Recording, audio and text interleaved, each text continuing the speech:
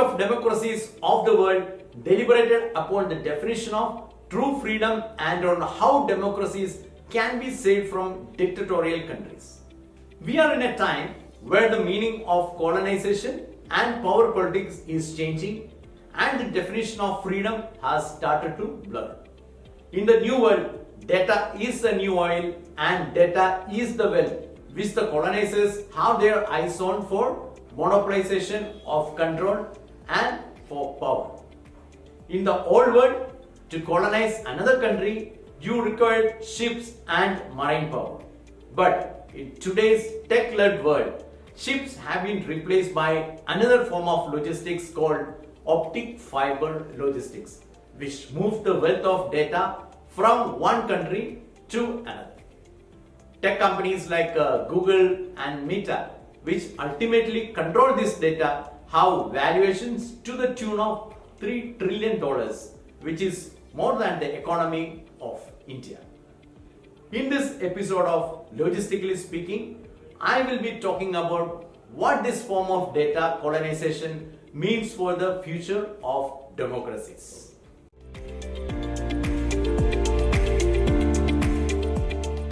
The definition of a colony is a country or an area under the full or partial political control of another country, and colonization is when a weak country is captured by a stronger power, leading to cultural, lifestyle and economic changes.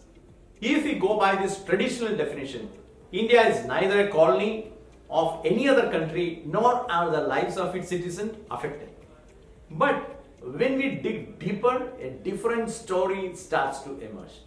We as a population do not know or worry about our data and seems to happily hand it over on a platter to all the tech companies of the world.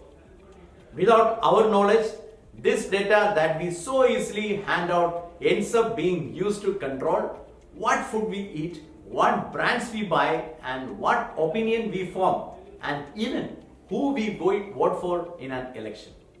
Apple entered our home with mobile, and along with it brought in Facebook and Google. And soon, Amazon with Alexa was in our bedroom, turning on our lights. Ultimately, all these devices track and compile our personal information and know about us more than we do. In a free world, it's perfectly right that all corporates explore different horizons to expand their business. But do not forget that, be it the British, Dutch, French, Portuguese or Spanish, all initially entered the countries that they later colonized with the intent to do business. It was only gradually that they extended their business interests and started intervening in governance, eventually taking complete control over these countries and their citizens.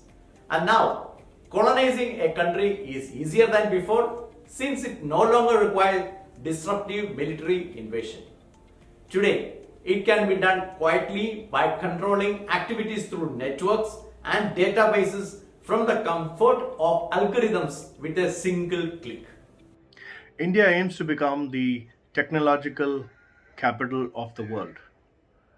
We have to maintain sanctity of our data. Otherwise, we might find that this data is going to lie in the hands of a few corporates in the world.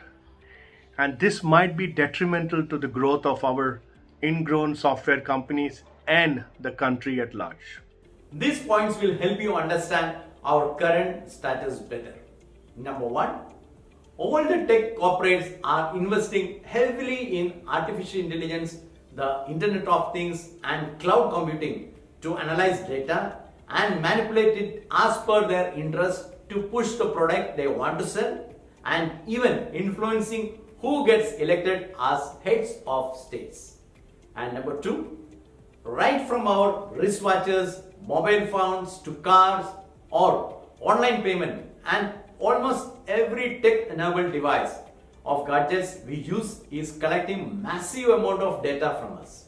For example, the proximity tracking of a couple's mobile enables these tech giants to define the closeness of their relationship. In other words, tech companies know more about you than even your spouses does. Number 3, data colonization is starting a new social order based on the continuous tracking of our devices and online lives. And unfortunately, millennials enjoy the delight of the technology and do not care about losing their privacy and autonomy. The COVID-19 crisis amplified data colonialism, where even the governments of the world are legally tracking each citizen and their movement. But how this data is controlled by each government is something that can be critical for their freedom in the future. The world has advanced from a technical and a technological standpoint, and there is no going back from that.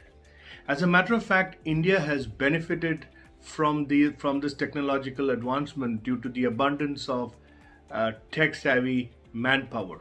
What we need to ensure as a country is that we have the necessary checks and balances in place to make sure that this data that is being collated is not used to influence or to control other countries and decisions. There is a lot of deliberation coming from the government of India to ensure that we do not become a colony to tech corporates. Here are some considerations which are in the right direction and stand to benefit the growth of the nation. Number 1 on this list is the government is considering a data security law that requires data centers for all companies to be physically located within India. Similar laws are in places like in many countries like South Korea, which require the consent of the person associated with the data for it to be transmitted overseas. And China and Russia, as we all know, which mandated localization across multiple sectors for many kinds of personal data. Data localization will result in building data centers in India, which will bring in tens of thousands of jobs. And number 3, construction of local data centers will bring in investment in a big scale. The estimated cost for building a high-tech data center is $1 billion. And this will bring in a boom in the construction of data warehouses, which will also see the development of facilities in various regions across India. Number 4, this forced localization will result in some of the tech companies becoming permanent entities in the country, investing more, which in turn will bring in more revenue in the form of tax for our government. In the future, which is a world without borders, the companies that control data will control the world.